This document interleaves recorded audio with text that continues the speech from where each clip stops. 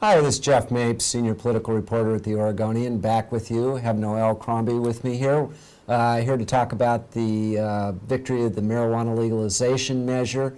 Certainly the thing that's going to bring a lot of national news to Oregon, being the third state to pass a legalization measure, and by a pretty decisive margin. Right now it's 54-46. That's just a tick or two below what the legalization measures had in Colorado and Washington 2 years ago. But bear in mind, they had a presidential-style turnout, a lot more younger voters, and where you would expect, frankly, a better turnout for it. Noelle was at the victory party for supporters of the legalization measure. What was the mood like there? It was a giddy, rowdy crowd.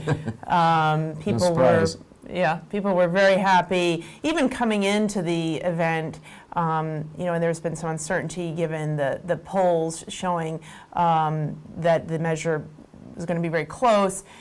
People seemed to feel pretty optimistic even before ballots were coming in.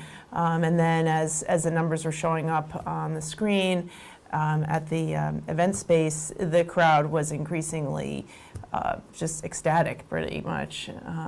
It's a big night, not only for national advocates who've put a lot of money into the race, but there were a lot of very long time marijuana advocates in the room tonight. People who have been doing marijuana legalization advocacy for years, and so tonight was a big deal. What about opponents? You talked to them. They were down. Yeah.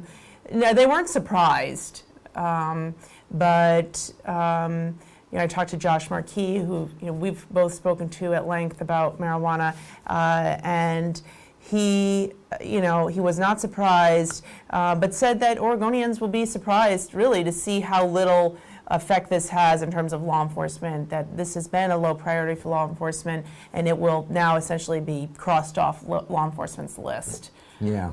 And I think one thing that's important to mention about this, that in a way it was a very lopsided campaign. The proponents basically had all the money, the only advertising to speak of in the race, and so they had some advantages there. I think the biggest thing they had to worry about was turnout. They really needed to make sure that their voters came out, and I think they did indeed help get those voters to the polls, and that was proven by the fact that Democrats did very well up and down the ticket, and frankly, Democratic voters were much more likely to support this measure.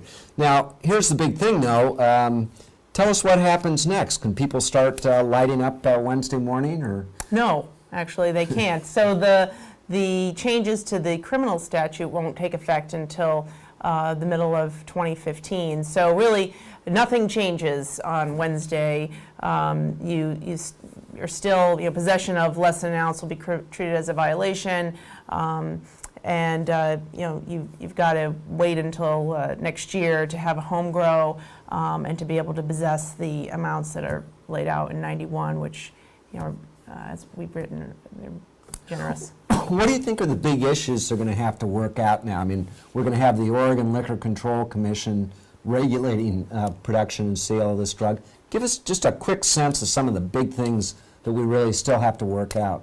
Well, I think, making the decision of who is going to get the licenses for retail establishments are the current medical dispensaries going to pivot to a recreational market? Are they going to be first in line?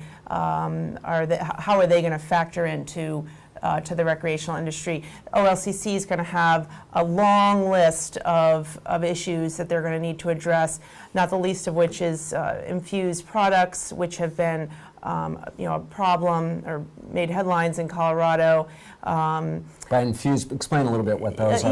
Marijuana products that are made with marijuana, and they're cookies, sodas, candies, and these products react differently than smoking, and how they're labeled, how they're packaged, and keeping them from children has been a big is going to be a big priority for OLCC.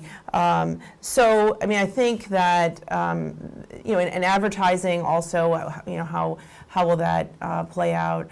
What are the restrictions and rules around how you can advertise and package these goods? These are going to be big and brand new issues for OLCC. Lots to cover. Okay, thanks so much, folks. I'll be back later tonight with a wrap-up, and check back again on Oregon Live.